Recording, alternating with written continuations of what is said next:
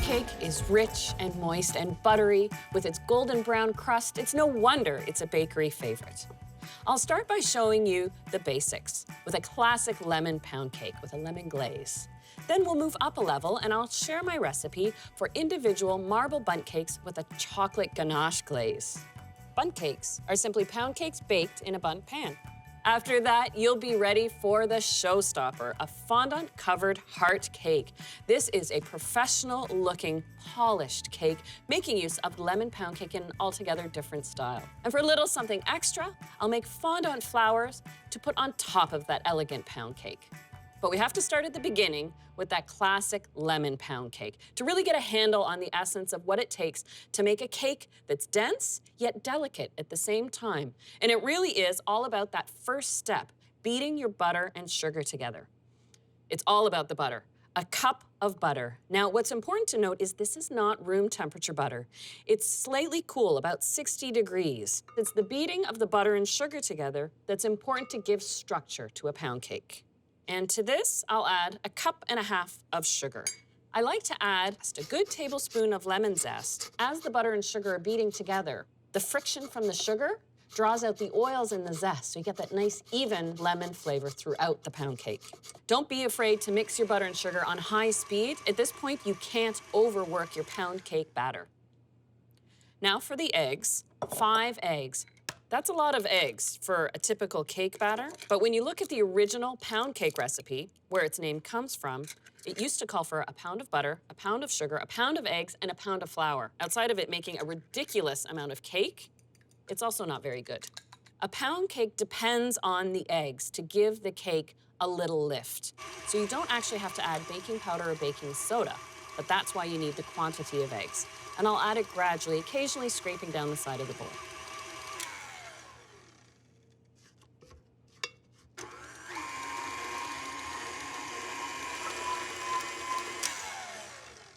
And now for my secret ingredient, a little bit of sour cream. The tartness adds to the tang, familiar with a lemon pound cake, but it adds that extra level of richness. So I want 1/3 of a cup of sour cream and 1.5 teaspoons of vanilla.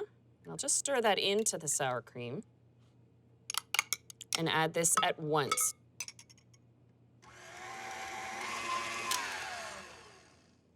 Okay, now for the dry ingredients. I use 2 types of flour in my lemon pound cake, all-purpose, a cup. And then I also use cake and pastry flour, which has a lower protein content. This is also what contributes to a delicate texture in the pound cake. 1/2 teaspoon of salt. Just give that a little sift. Even though this is mixing on a lower speed, I want to finish stirring the batter by hand to avoid tunneling.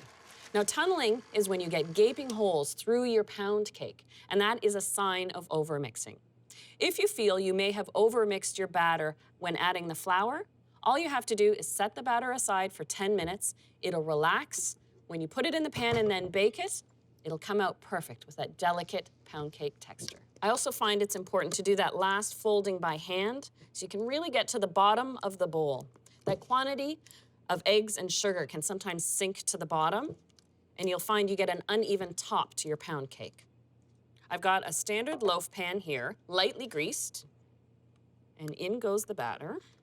Spread it to make sure it's level. And before it goes into the oven, you want to give your loaf pan a good tap to draw out any air bubbles that might be trapped in there. Now, pound cake likes to take its time to bake. It takes a 325 oven, and I give it anywhere from 65 to 70 minutes to cook all the way through.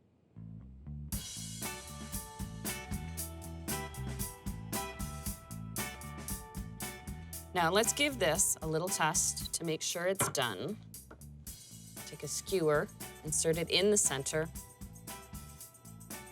No visible crumbs, so I know it's cooked all the way through. And I actually want to glaze it while the pound cake is just hot from the oven. And this is a simple cooked glaze. I start with 2 tablespoons of water and 3 tablespoons of lemon juice. Also, 1/3 of a cup of sugar. I'll bring this up to a simmer just until the sugar has fully melted. Now, before I spoon it over top the cake, I want some of the syrup to soak through, just under the crust, into the cake a little bit, so you get that lemon tang. So I just take a bamboo skewer and randomly poke holes. And because the cake is still hot, some of the syrup runs into the cake, and then some of it just stays on top. So you get that nice glaze that sets into a bit of a crust on the top of the pound cake. So I'll set this aside to cool. But I have one that has already cooled completely. That way I can show you inside. So to loosen it, just run a palette knife along the inside of the pan and give it another good tap to take it out. Beautiful cake. And I like to slice a pound cake using a bread knife.